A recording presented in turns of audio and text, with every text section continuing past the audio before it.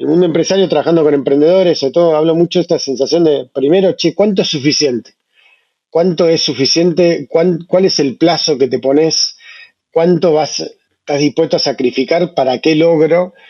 ¿Y qué de ese logro dice algo de vos? ¿Qué consejo o pieza de sabiduría te hubieses podido dar a vos mismo a finales de 2015 antes de asumir, ¿no? Cuando gana Mauricio la presidencia, ¿no? Cuando gana Cambiemos. No hay posibilidad de encarar esto sin cuidarse y ocuparse uno mismo y al mismo tiempo de entender que lo máximo que podemos hacer todos y cada uno de nosotros, que es un montón y es muy poco al mismo tiempo, es correr el mojón, dar un testimonio, ayudar, contribuir, pero, pero los procesos son mucho más largos y complejos y no dependen de una persona. Todo cambio comienza con una conversación. Nos encontramos en un momento crítico de la historia de la humanidad. No podemos ya seguir haciendo negocios de la forma en que lo veníamos haciendo. Necesitamos incorporar ahora innovación, emprendimiento, sostenibilidad e impacto. En Conversaciones con Impacto encontrarás conversaciones profundas y asertivas con cada uno de los top líderes que mueven la aguja de estos temas en Latinoamérica y el mundo. Soy Dani Tricarico y junto al equipo de Impact Latam te damos la bienvenida y te agradecemos por ser parte de esta experiencia. Bienvenidos al show.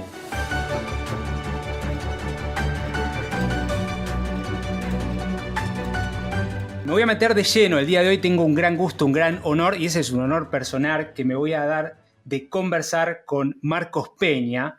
Vamos a hablar acerca de su libro, El arte de subir y bajar la montaña, cosas que aprendí sobre la dimensión humana del liderazgo. Vamos a hablar acerca de salud mental, lecciones y aprendizajes de muchísimos años en la arena de la política pública y mucho, mucho más. Como siempre digo, este episodio puede tener Spanglish, así que trataremos con Marcos de cada vez que decimos una palabra en inglés, tratar de encontrar la consistencia en español. Y si te gusta este episodio, te recomiendo que escuches el 89 con Soledad Núñez, ex candidata a la vicepresidencia del Paraguay, el 92 con Ricardo Ernst de Georgetown University, el 88 de Patrick Mork de LIP y el 84 con Raúl Rivera y su libro Nuestra Hora. Bienvenido, querido Marcos, a un nuevo episodio de Conversaciones con Impacto. Gracias por sumarte. Hola Dani, ¿cómo estás? Gracias por la invitación, un gusto grande. Bueno, mira, yo siempre arranco describiendo a la persona y demás, pero voy a arrancar como vos arrancás y como vos arrancás en tu libro, ¿no? Y después voy a complementar. ¿Quién sos? ¿Cómo te definís? Bueno, soy un Marcos, argentino, 47 años, casado con Luciana, padre de 2 hijos, de Lucas y Joaquín, viajero de vocación, hoy dedicado a entrenar líderes y repensar la dimensión humana del liderazgo, después de 18 años de actividad pública, actividad política, que marcaron una etapa de mi vida. Y justamente complementando con eso, más de 18 años donde fuiste legislador, secretario general de gobierno del gobierno de la Ciudad de Buenos Aires, para aquellos que quizá no te conocen. Después jefe de campaña de numerosas campañas nacionales del PRO, luego Cambiemos, jefe de gabinete de la República Argentina durante la presidencia de Mauricio Macri 2015-2019. Y también escribiste un paper que se llama Un nuevo liderazgo político para el siglo XXI. Así que voy a arrancar desde acá, que es desgranando un poco tu libro. Siempre arranco de una frase. La dimensión humana del liderazgo como un camino imprescindible para alejarnos de una idea mesiánica y personalista, construir un liderazgo más auténtico, conectado y colectivo. Por favor, contame y contanos qué representa esta parte, esta sección y qué quisiste decir en el libro con esto. Bueno, un poco el espíritu del libro surge después de 5 años de camino personal, de indagar un poco sobre lo que había vivido en la experiencia de liderazgo. tratando de reconectar con una parte que yo sentí que había perdido, sobre todo en los momentos de más exigencia en el gobierno nacional, que tienen que ver con esa dimensión humana. Y me llevó a una reflexión de varios lados, por un lado interna, por otro lado de conocer otras experiencias, por otro lado de tratar de entender un poco qué hay detrás de esta idea de liderazgo, ¿no? Y me llevó a trabajar que hay para mí un problema, para empezar, en la imagen del líder con la que nos hemos criado, en la que nos hemos cultivado un poco, que es esta idea de las estatuas en el fondo, ¿no? Una persona que nos Sí, guía y que va a resolver los temas y que en el fondo implícitamente no es igual al resto de los humanos, ¿no? El líder que nace es distinto al resto. Y creo que esa es una idea muy tóxica, muy complicada y un poco la propuesta fue tratar de empezar a entender o desgranar cómo desarmar eso. Y una de las imágenes que viene de eso es trabajar sobre la idea de las personas en situación de liderazgo, ¿no? Entender que el liderazgo es un verbo que compartimos todos en la condición humana y que se da en distintos grados, en distintos alcances, en distintos impactos, pero que ajá. arrancar de ahí nos puede llevar a tener un liderazgo más humilde y más colectivo, un poco como planteo, y que siento que es parte del desafío que estamos viviendo hoy en nuestro planeta. Bueno, ahí abriste mil puertas que tienen Sí, que ver ahí con el libro.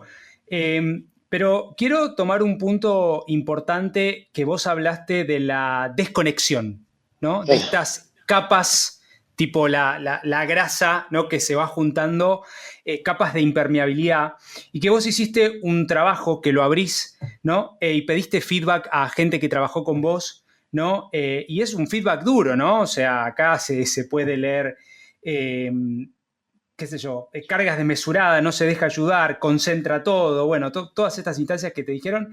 ¿Qué, ¿Cuál fue tu primer reacción cuando recibiste este feedback, ¿no? Y básicamente como para tomarlo como algo, supongo, positivo y constructivo.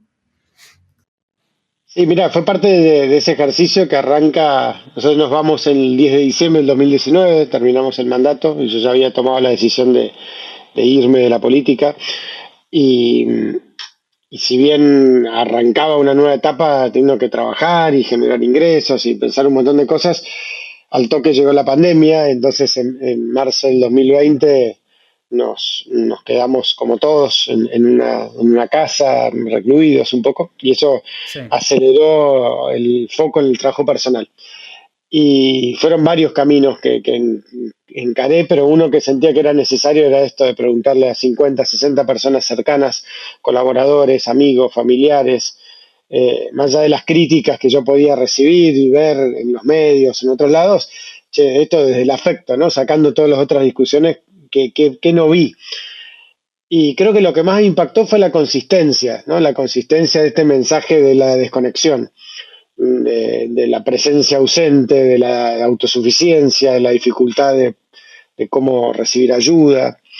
Y, y me llamó la atención desde el lugar de sentir, pero digamos, sí sentía del otro lado, ¿no? Y decir, bueno, con mucha curiosidad de tratar de entender claro. por qué, cómo se había generado esa situación y cómo lo podía desandar, ¿no? Y sabía que eso requería un trabajo terapéutico prolongado, intenso, porque esa falta de sensibilidad que uno va teniendo para sobrevivir eh, requiere mucho trabajo ir desarmándola.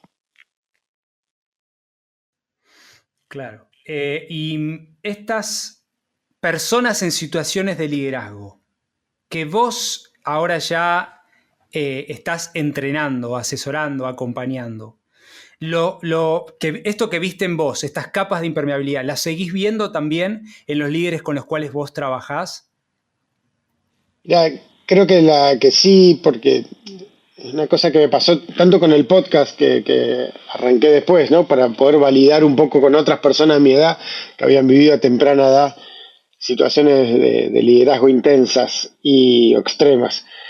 Como después una vez que salió el libro, lo que más me impresionó es esta sensación de que todas las historias son una. y todo el feedback de mi libro, no importa de qué país es la persona que lo leyó, es exactamente la misma frase. Me hizo pensar en mí, me sentí identificado, salvando las distancias, esto que contás yo lo viví. Y fue esa comprensión también de entender que todas las historias son una y que lo que nos pasa a todos tiene que ver con el mundo en el que estamos viviendo también, ¿no? Tiene que ver con Ujú. un montón de situaciones que escapan a lo subjetivo personal, que después aparecen los condimentos, las distintas situaciones, pero siento realmente ahí la confirmación de que hay que meternos de lleno con esto para si queremos lograr un resultado distinto, ¿no? Y en todas las etapas de liderazgo en la vida. Vos hablás en otra parte del libro de, bueno, el avatar, ¿no? El personaje que se construye uno, que tiene que ver un poco con lo que veníamos hablando. Eh, ¿Cuál fue tu mayor aprendizaje o cómo pudiste empezar a salir de ese avatar? En mi caso, como te decía antes de grabar, el secretario general, Mm, probablemente para otros el jefe de gabinete, el jefe, punto, mm, ¿no? Salir de ese sí, lugar el político. o el político y ir hacia otro lugar.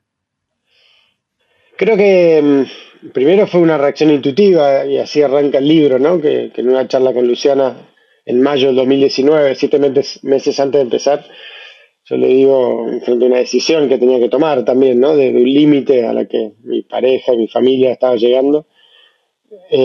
Decir esto, bancame, esto es lo que hago, no lo que soy, ¿no? Y empezar ahí a tomar distancia de ese personaje político que había tenido mucho toda mi vida y todos los demás aspectos de la vida, ¿no?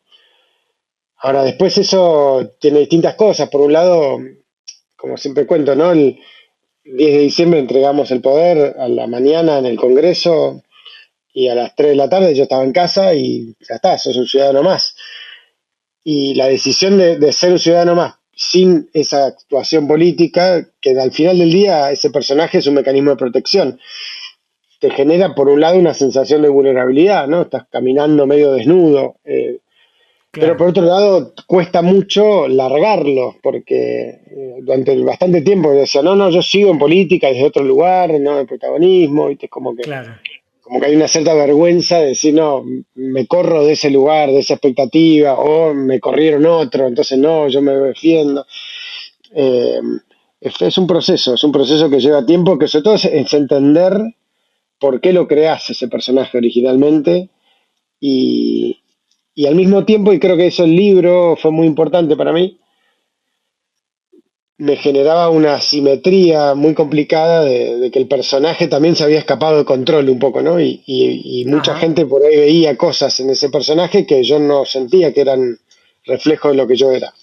Entonces, sacar el libro fue como realinearme en un punto, ¿no? Es salir de esa cosa de, pará, yo te quiero contar quién soy yo, digamos, con lo bueno, con lo malo que tenemos todos, pero desde la autenticidad, ¿no? Y no desde el prejuicio o de la mirada del otro. Y creo que ciertamente es un acierto y a mí me pasó que yo no, como te decía, tuve la oportunidad de trabajar con vos en forma cuasi directa, ¿no? En una Sí, tercera línea y no te conocía personalmente tus intereses. Y después de repente encontré como puntos de unión y como que me pasó eso, ¿no? Como salir del personaje que tenía construido como el estratega, etcétera, etcétera, a alguien que simple, no sé, tiene afinidad con, o tuvo afinidad con San Francisco de Asís, como yo, por ejemplo.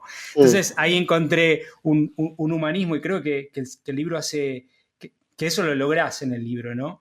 Eh, para poder salir de ahí. bueno, Eh, gracias.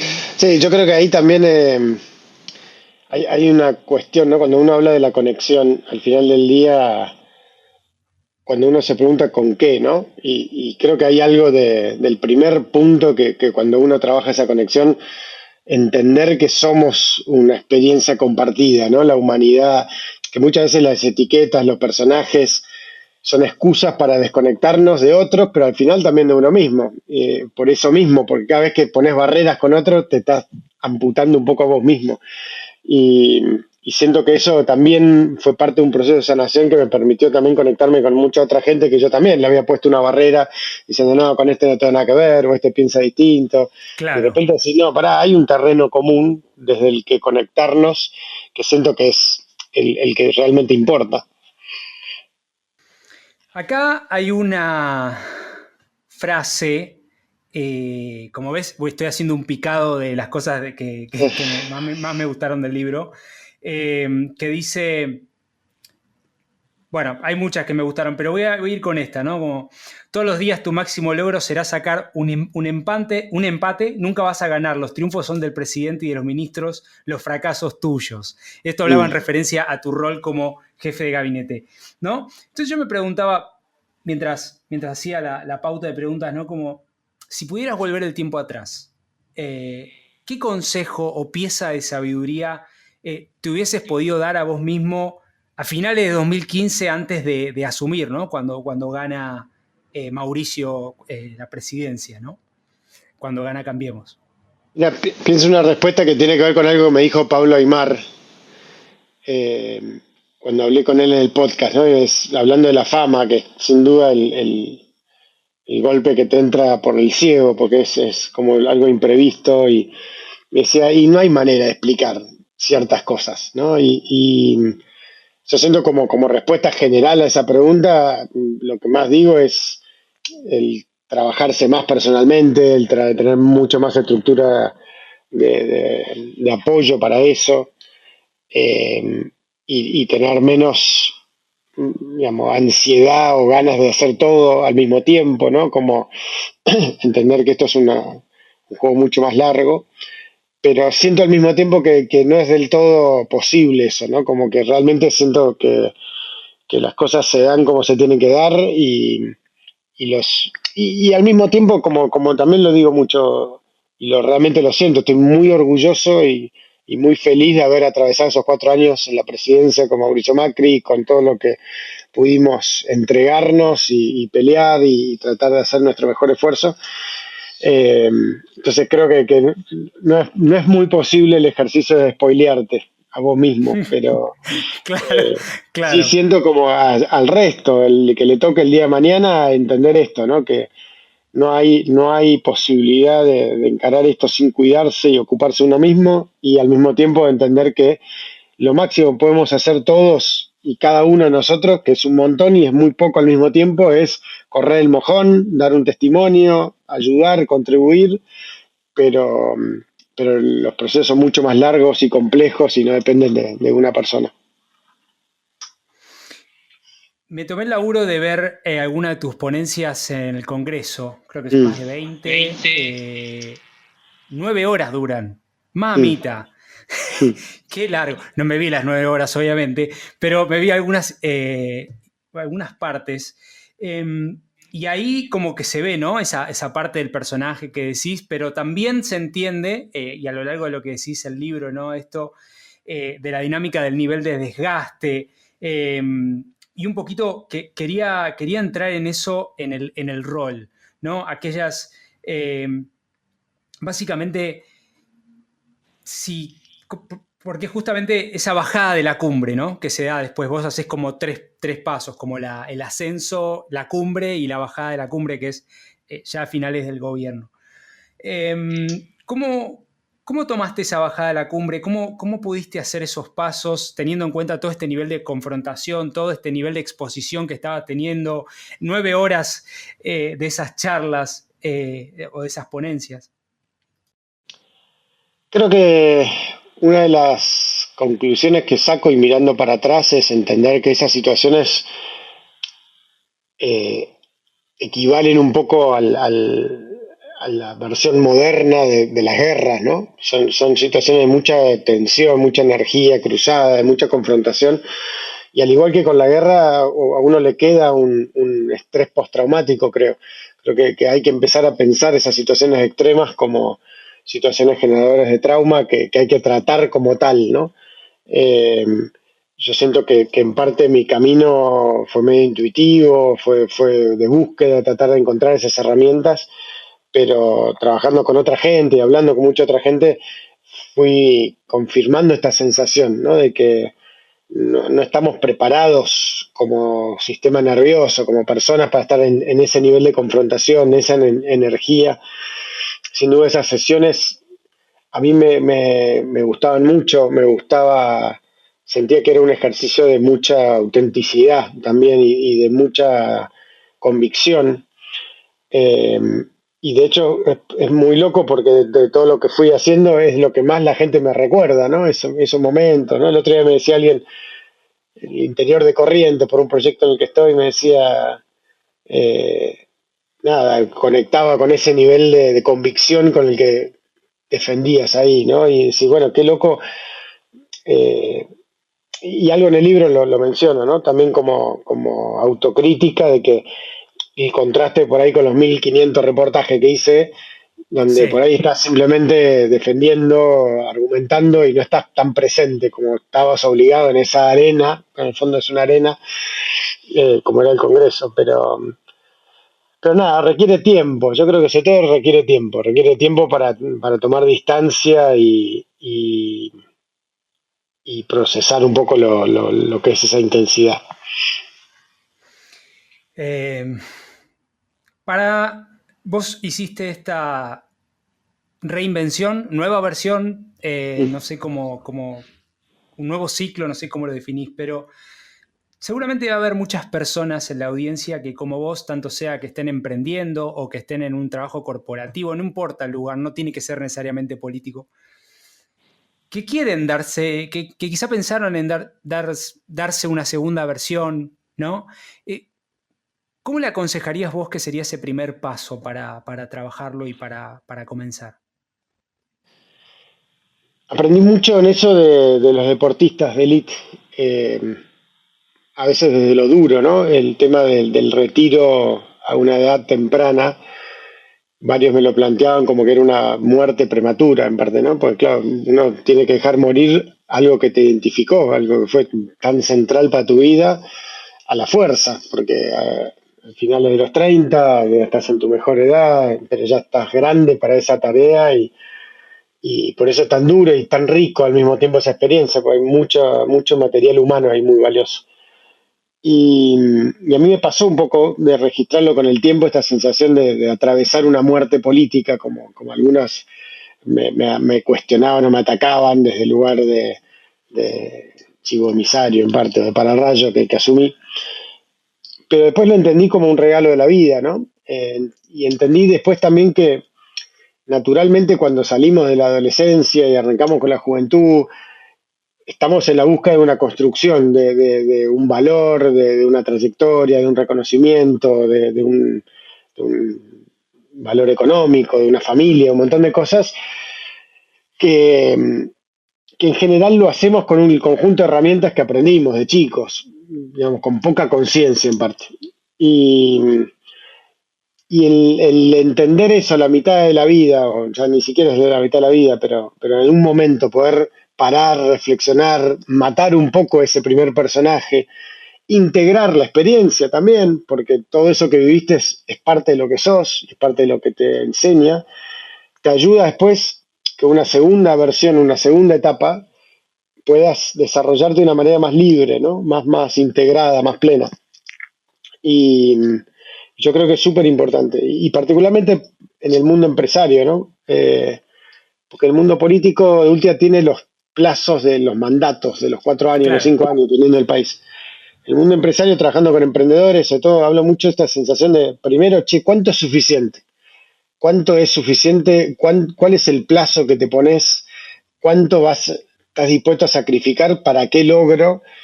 ¿Y qué de ese logro dice algo de vos? Porque en general lo que más encontré es que está lleno de casos de gente, paradójicamente, cuanto más exitosa es, más se cuestiona su propia felicidad, porque puso el que no lo logra, por ahí tiene todavía la fantasía que si lo logra va a estar realizado y feliz, pero el que lo logra se da cuenta que no era por ahí, que no importa si tenés 1000 palos, si tenés 100 empresas, al final del día nada de eso es lo esencial, ¿no? Entonces, creo que eso viene un poco con la propia experiencia de vida. Es muy difícil arrancar así, Por más que creo que las nuevas generaciones ya lo vienen mucho más incorporado en el sistema operativo que las más grandes. Eh, y totalmente esto del propósito, ¿no? Que sale una y otra vez, la palabra medio de moda, pero al final del día creo que va por ahí. Sí. Aquí hay una instancia, ¿no? Que vos hablás de la nutrición digital. Te voy a llevar ahí a ese tema. El tiempo que uno le dedica es inversamente proporcional a la conectividad que esa persona tiene, conectividad humana, ¿no? Contame un poquito acerca de tu experiencia con esto, cómo lo manejabas en ese entonces y cómo lo estás manejando hoy, ¿no? Hay algunas personas que, por ejemplo, solamente postean, salen, otras no, directamente no consumen. Hay un movimiento de hecho de desinstalación, ¿no? Que lo escuchaba en el episodio tuyo con Agustín Pichot, esto de los teléfonos tontos o dumb phones. Ujú, ¿Cómo ujú. lo manejas eso hoy?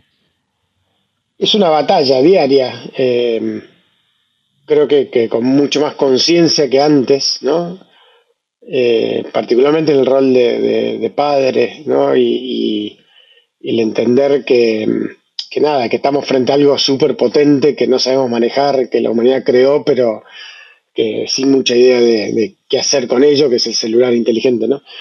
Y, y creo que fui, nada, aprendiendo y tratando de encontrar algunos mecanismos, tratar por ejemplo, en concreto, no tener y promover no tener celulares en las reuniones, tratar de tener espacios sin el celular. Uso las redes como una herramienta, tanto LinkedIn como Instagram, pero trato de tomar una distancia de no meterme demasiado, no siempre lo logro. Me fui de Twitter desde el uso personal, digamos, ¿no? Posteamos, entender que es un canal de comunicación que está bueno y sirve para un montón de cosas, pero creo que al final del día es el ejercicio de poder tomar una distancia emocional y al mismo tiempo tomar conciencia de lo adictivo y que hay que tratar de manejarlo con cuidado. Eh, Así que te diría que es eso, es un proceso diario y creo que lo que más me cambió es la conciencia de darme cuenta que no era joda el tema, digamos, que es súper difícil y súper Sí. necesario encararlo. Bueno, justamente ahí vos citás a Harari también con esta frase de la ignorar, ¿no? Como que la gran sabiduría de esta era es ignorar y me parece fenomenal. Me quiero meter un poco, Marcos, en tu rol hoy, ¿no? Que sos un entrenador de líderes, así como por lo menos lo definís. Me gustaría si podés explayarte un poquito más acerca de esto. ¿Qué haces? ¿Qué dinámicas o metodologías utilizás con tus clientes? O no sé cómo... Sí, creo que en parte el concepto surgió por la necesidad primero de sacar el del político como primera definición, ¿no? Y poder tener una orientación de qué es lo que estoy haciendo. Eh, en segundo lugar, tiene que ver también con un proyecto que estamos construyendo llamado Campamento Base y que tiene que ver con cómo instrumentar espacios y contenidos y herramientas para los distintos momentos, ¿no? El que quiere subir, más la formación, el que está arriba necesita un apoyo, el que bajó y necesita acompañamiento y muchas veces no lo tiene. Eh, en ese contexto estamos probando formatos, estamos probando distintas cuestiones, hicimos 2 retiros experimentales para tratar de trabajar mucho en ese caso lo que era conexión con uno mismo, trabajando con Lorena Jóvenes y Nacho Monti, que en el libro aparecen, digamos que vienen trabajando mucho junto a digamos, esta lógica de herramientas que pueden servir para esta cuestión. Eh, Después, por otro lado, trabajo específicamente, aunque ya eso lo trato de hacer poco, en general, individualmente, con personas que están en Ah, situación de mira. liderazgo Ujú. y que por ahí necesitan esa figura de entrenador, que digo que es, por ahí a diferencia de un coach, o a diferencia de un terapeuta, o a diferencia de otras cosas, surge la diferencia desde el lugar ese deportivo de alguien que estuvo en ese lugar, ¿no?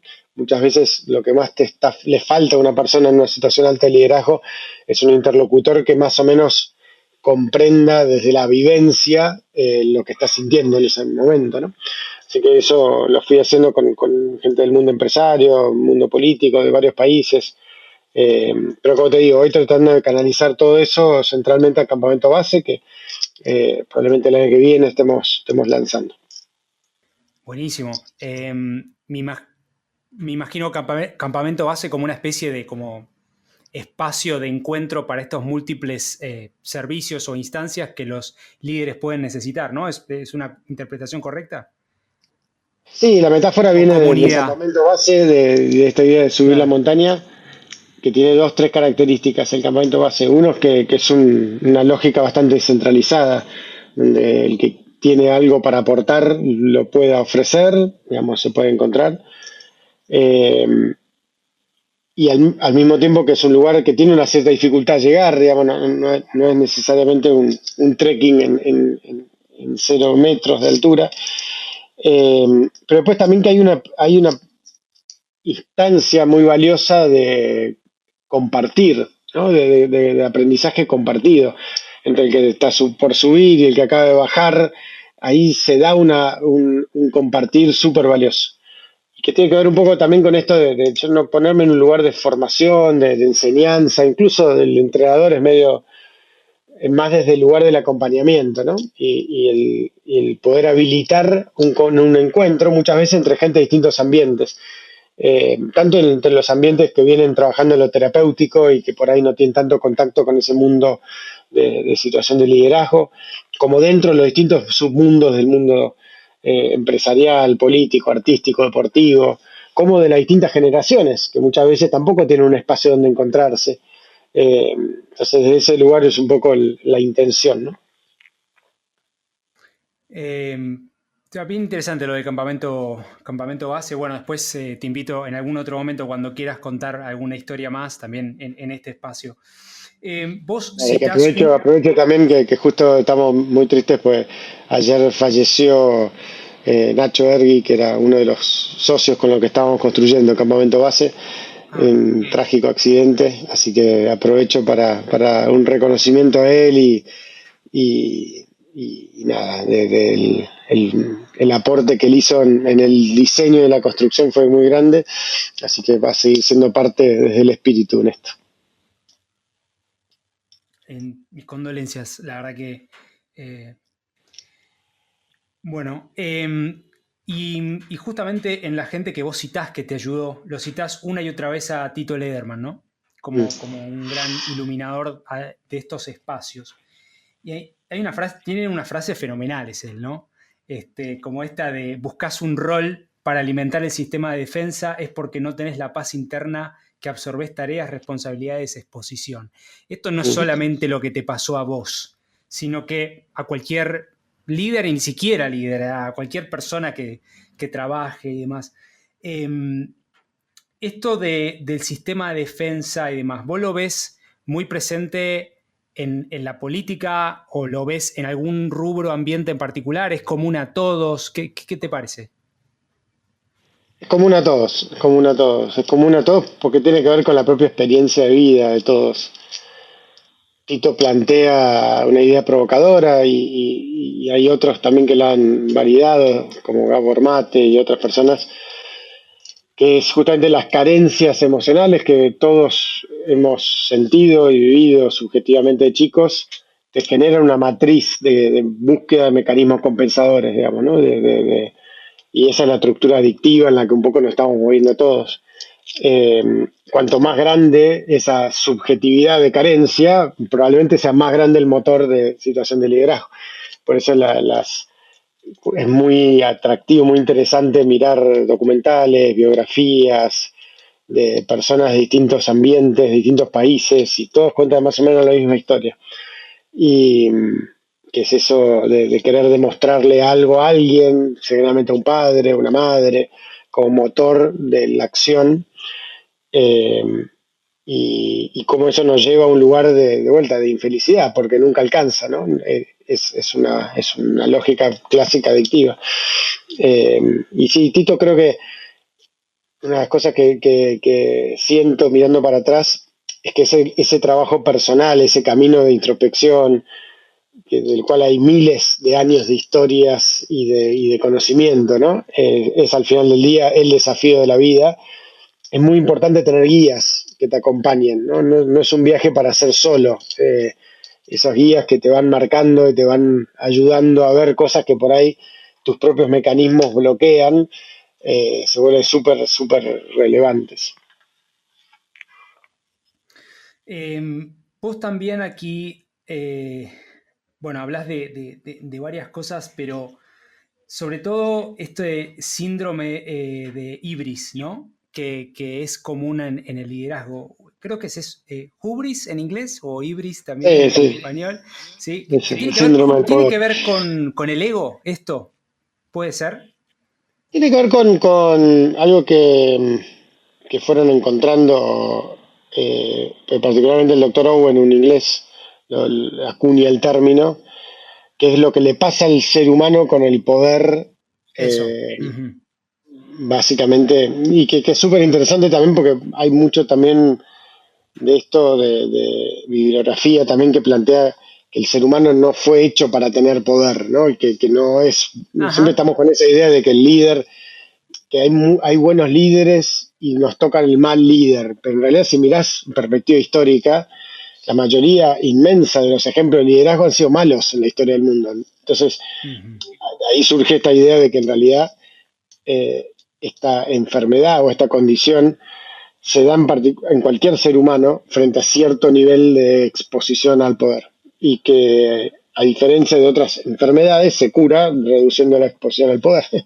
Eh, Claro. y es un concepto súper súper interesante que para mí también tiene que ver con esto del espíritu del libro, de cómo diseñar un mecanismo para que se reduzcan las chances de lograr, de generar esa condición, ¿no? Del poder. Y creo que ahí hay una pista para mirar, porque muchas veces si no se piensa, bueno, hay gente que es más predispuesta o menos predispuesta, sí, es cierto, pero en general es parte de nuestro ADN. Cuando uno trabaja en política o en las políticas públicas en diferentes niveles, está este acelere, esta manija, ¿no? Como se le dice, muy, muy argentinismo, pero eh, y en diferentes niveles, ¿no? Yo lo he vivido, quizá en un nivel, me imagino vos y otras personas. ¿Cómo es? Y seguramente me imagino que otras personas lo deben tener en otros ámbitos también, ¿no? Porque bajarse y cambiarse de ese rol también como, digamos, me imagino que de vez en cuando te ataca esa instancia de querer seguir como con esa adrenalina, no sé cómo describirlo. ¿Te pasó a vos cuando te empezaste a hacer esta reversión, este cambio de ciclo? ¿Cómo lo trabajaste? Mira, hay dos cosas ahí súper interesantes que aprendí. La primera es que la experiencia humana está limitada por nuestra biología, ¿no? Entonces, no hay una. Mucha gente cuando me decía esto me sentí identificado con el libro Salvando las distancias, ¿no? Digo, no hay distancias. El ser humano es el mismo y el conjunto de emociones y mecanismos psicológicos que tenemos es el mismo. No importa si sos Joe Biden o sos, no sé, Leo Messi. O Alejandro Magno, incluso, o sea, no es que cambia eso, ¿no? Entonces, lo segundo interesante es cómo funciona, ¿no? Y una de las cosas que aprendí tiene que ver con, nosotros tenemos tres mecanismos internos de recompensa, ¿no? Y que tienen que ver con la función vital misma, ¿no? Hay un mecanismo que tiene que ver con el ataque y la defensa, ese te inyecta adrenalina y que está hecho para que sobrevivamos. Todo nuestro sistema nervioso está hecho para sobrevivir, básicamente, ese es el diseño. Pero hay un segundo que tiene que ver con la búsqueda de alimentos y la búsqueda de estatus y que tiene que ver con la recompensa del hacer y que te inyecta dopamina. Y esa manija, a lo que describís, eh, es claramente la combinación de adrenalina y dopamina que genera el hacer profesional, y que dentro de ese mundo la política y el Estado y lo público tiene una intensidad muy fuerte, pero no necesariamente mucho más fuerte que otras, simplemente que es más fuerte, pero es la misma droga. Y que lo interesante es que hay una tercera herramienta o mecanismo que tenemos que es el del cuidado, ¿no? Y es el que inyecta oxitocina y endorfina, y es el único que puede frenar los otros dos. Y ahí está el sistema del cuidado, el sistema del autocuidado, el sistema de la conexión con los demás, con la naturaleza, todo lo que tiene que ver con... Entonces yo, respondiendo a la pregunta inicial, siento que cuanto más tiempo pasó y más pude conectarme con esas otras dimensiones mías, fui equilibrando un poco el sistema, ¿no?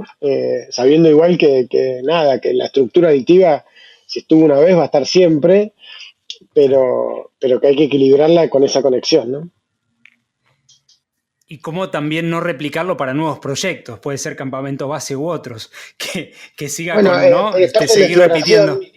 parte de la exploración es que tanto ese proyecto como otros proyectos estoy lanzando y trabajando hace ya varios años, tienen que ver con la exploración de qué pasa si el eje central pasa por esa conexión. Los que trabajan esto lo llamaban el sistema rojo y azul y verde, ¿no? Y el verde es el de la conexión. Entonces, donde la recompensa sea lo verde. Entonces, hay un proyecto que estamos trabajando con otros 6 socios, y son 6 socios, somos amigos, y que estamos buscando que el objetivo de todo lo que estamos tratando de hacer sea ese espacio de conexión. Y yo siento que es posible, y siento que es súper necesario además, que salgamos de solo pensar que se pueden hacer cosas para el sistema azul, ¿no? Porque, porque no resiste, digamos, hay un vacío que genera esa depresión, ese vacío. Y esto también lo charlo mucho con gente que está en el mundo empresario, porque digo, esto no es blanco y negro, no es que, bueno, hay que salir de lo que uno está haciendo, porque hay mil maneras pequeñas en el día a día, si miramos, para incorporarse a la ecuación de lo que uno está haciendo, en lo personal y en lo grupal.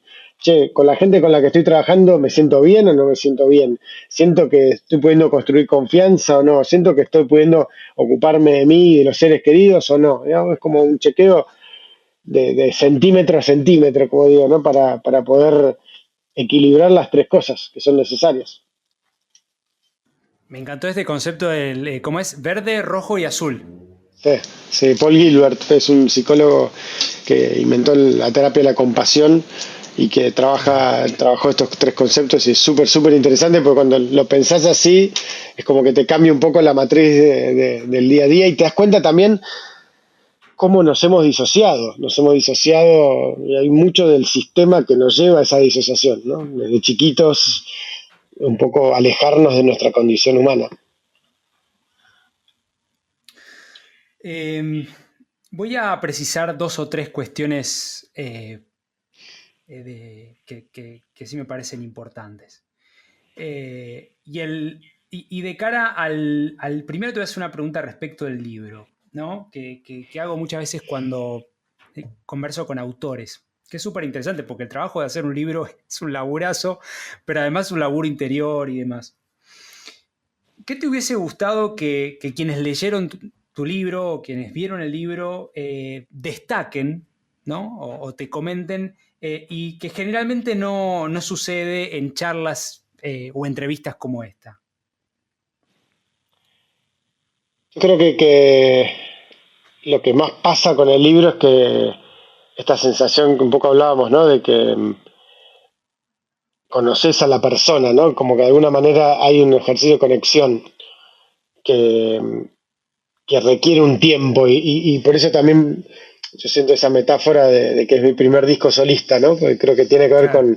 con algo parecido a lo que te pasa cuando escuchas un álbum que tiene que ver con un proceso personal del cantante o del grupo. Que nada, que es más difícil transmitir en una conversación, además, porque además uno viene ya cargado, por ahí el que está escuchando acá ya arranca desde el personaje anterior, digamos, y Claro, entonces, bueno, sí, ¿y qué te habla obviamente. este pibe? ¿Por qué no está hablando de política? ¿Qué sé yo? Exacto. El que leyó el libro ya pasó esa etapa, en un momento como que, y se genera algo súper lindo, que es una conexión en la conversación, una intimidad, una relevancia, si se quiere, de esa conexión que es muy difícil replicar fuera de la lectura, ¿no? Vos hablás del tabú, de alguna manera, de la salud mental, ¿no? Como un tema que no hablamos, pero que tiene una profundidad tremenda y puntos de estrés y demás. Vos hablabas que justamente en el libro quizá el máximo punto de estrés personal tuyo, de tu avatar anterior o de tu ciclo anterior, era Ujú, la fórmula Macri-Peña, ¿no? Esta ujú. posible fórmula presidencial. Que obviamente te impactó personalmente y en términos de exposición. Yo acá me enteré que la fama era algo esquivo para vos, no lo sabía, de hecho pensaba que era lo contrario, pero por eso está bueno darse el gusto de leer el libro. Pero lo que te quiero preguntar con esto es, en ese momento de máxima tensión que recordás, cuando vos podías ser vicepresidente, eh, que hoy viéndolo con retrospectiva, ¿no? ¿Qué instancias, si bien un poco recorrimos, pero qué instancias hubieses, o qué conversaciones, o qué estructuras de soporte hubieses tocado? Amigos, familiares, no sé, para salir de ese lugar. Bueno, creo que por ahí se lo contrasto con el final del proceso que también fue muy desafiante. Eh, lo primero es que hay algo de difícil en estas situaciones, es que en general son cosas que se puede hablar con poca gente, porque hay un nivel de secreto en todas esas cosas que vienen con la tarea. Y creo que en ese sentido, en ese momento, si hubiese tenido una estructura de apoyo con la que ya tuviese confianza y ya venga trabajando, eso hubiese sido mucho más fácil para poder atravesar esos momentos, ¿no? Que muchas veces los atravesás con la gente que te rodea y a veces también con cierta soledad. Eh, y creo que la gran diferencia ese momento de estrés, en todo caso, era algo hipotético, ¿no? Era como de vuelta en el pie de la montaña mirando arriba y decir, bueno, qué interesante, qué bueno. El final del gobierno ya era ahí arriba con tormenta, con fragilidad y con riesgo de vida, ¿no? Y eso ya es distinto, lo encarnás desde otra manera, ¿no? Pero en ambas creo que la conclusión un poco del libro, con más herramientas de apoyo y más conciencia al mismo tiempo de la temporalidad de todo eso, ¿no? Que es una montaña al final del día, que como dicen los andinistas, hacer cumbre es volver a tu casa. Y eso es Mirá, una linda definición que hubiera sido útil en esos momentos, ¿no? Recordar que esta es una experiencia que vas a tener, que es maravillosa, que es bárbara, pero que no te define. Digamos que lo que te define es volver al lugar de origen, con todos los cambios, obviamente, de haber vivido eso. Marcos, últimas tres cosas. Y esta es una pregunta que te tengo que hacer por haber también. Una vez caminé por Avenida Santa Fe y me entregaron un flyer que decía compromiso para el cambio. Yo decía, ¿qué es esto? Mm. Después se transformó en el PRO, en el cual tuve la oportunidad de trabajar, y después Cambiemos. ¿Qué queda del ethos o de esa mística, ¿no? Que se respiraba, como te comentaba anteriormente, en la ciudad, o de la gente que participó de la gestión en la ciudad? ¿Qué te parece que queda hoy de eso? Creo que queda eh, el impacto de esa experiencia en mucha gente. Creo que todos, a distintas maneras, todo el tiempo me encuentro con gente que de alguna manera fue parte de la experiencia y que se lleva algo que le marcó la vida, ¿no? Ser parte de ese nivel de energía, de mística, de propósito compartido, de grupo humano de alta calidad, más allá después de las decepciones o las frustraciones o los enojos o los caminos que cada uno fue recorriendo. Yo siento que es como un poco como esas historias de amor, ¿no? Que te marcan para lo que queda de tu vida. Y siempre le digo a todos, sobre todo los que por ahí, ahora ya menos me parece, pero en su momento había esa sensación de frustración en muchos, decir, lo que viviste fue real, eso que se vio fue real. Y por ahí a veces toma sentido más largo el tiempo de lo que uno piensa. Por ahí alguna de esas personas que se metieron en política, se metieron en lo público por primera vez, de acá 5 o 10 años sean las personas que les toca liderar el país y lo hagan con ese espíritu. Y yo siento que eso es súper lindo y siento que hay mucha gente muy valiosa que hoy tiene una mirada más linda y más comprometida y más compleja de la realidad del país que la que tenía antes, y creo que eso es el mayor aporte. Te voy a hacer dos últimas preguntas. Dale. Una es, una es un poquito más larga y otra más corta. Una es, ¿cómo sigue tu historia? ¿Cómo sigue este Marcos Peña, entrenador de líderes, que acompaña a personas, que no es el secretario general que yo conocí o el jefe del gabinete? ¿Cómo sigue tu historia, Marcos? Mira, como todo viajero, me da una linda definición que escuché una vez de los rastreadores, los trackers de África, ¿no? Que hablaban de no sé a dónde voy, pero sé cómo llegar, ¿no? Y me parece una muy linda forma de expresar el espíritu del viaje. Y lo que tengo claro como propósito, y hoy por eso también estoy recorriendo varios países, dando charlas, tratando de transmitir un poco el espíritu del libro, es poder dar un testimonio, más allá de lo que yo pueda hacer específicamente como entrenador de líderes, tratar de dar un testimonio de la necesidad de tener una mirada más humana de la situación de liderazgo. Y, y siento como que hoy ese es mi mayor aporte, eh, y tratar de no solo darlo como desde el decir, sino tratar de transmitirlo, ¿no? Desde el hacer. Eh, Así que hoy va por ahí la construcción, tratar de llevar ese mensaje a la mayor cantidad de gente posible, acompañar mucho, especialmente a la generación más joven.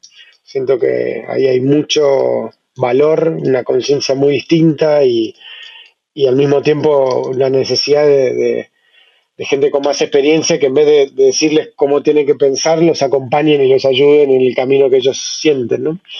Y así que hoy pasa por ahí un poco. Esa linda mentoría, ¿no? Que falta tanto, me parece. Sí, en parte falta por la falta de estructura de ayuda para las personas que han vivido situaciones de liderazgo. Y me encuentro en muchos lugares de Latinoamérica con gente, claro, como los ciclos son más cortos y todo parece como más dinámico, hay mucha gente que tiene mucho para aportar, pero que necesita el marco para hacerlo, necesita la ayuda, el acompañamiento para también sanar su propia experiencia y sobre todo romper un poco las estatuas y la frustración de los supuestos grandes líderes del pasado, que creo que como todos han hecho sus aportes, pero no eran lo que muchas veces se han querido construir.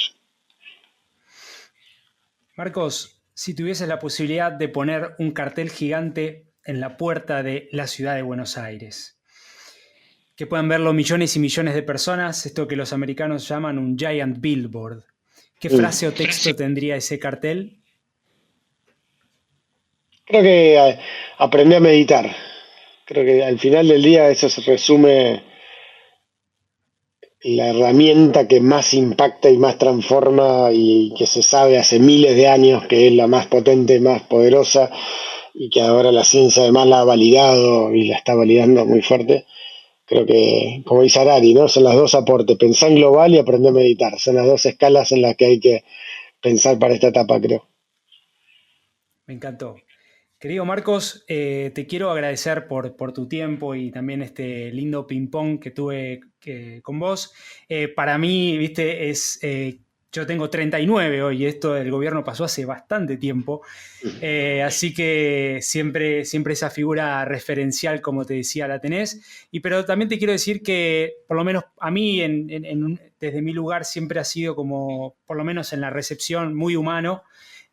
Obviamente no estaba en el círculo más candente quizá que te daba ese feedback, pero sí ha sido muy humano y te quiero agradecer también por ese espacio compartido y también por animar quizá a mucha generación nueva, ¿no? Yo entré a trabajar en el gobierno de la ciudad, venía desde lo privado y desde la UCA, que te enseñan a ser gerente de empresa, imagínate.